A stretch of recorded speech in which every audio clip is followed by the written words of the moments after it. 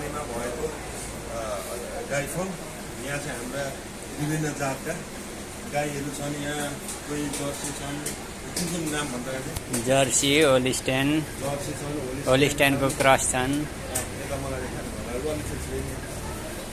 अनि यी होलिस्टेन गाईहरू छन् र यो फर्म एकदम चलाइरहेका छौँ। कसैलाई दुधको दहीको आवश्यकता छ भने सम्पर्क गर्नु सक्नुहुन्छ। यो फर्मको नाम के?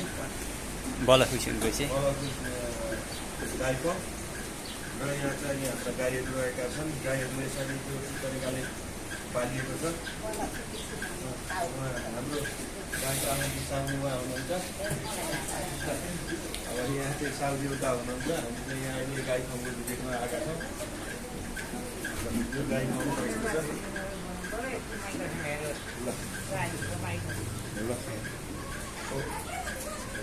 ल यता हेर्दा काम चाहिँ हाम्रो गाई फर्ममा चाहिँ उहाँ गाई फर्मको साउनीहरूको भन्न सक्नुहुन्छ।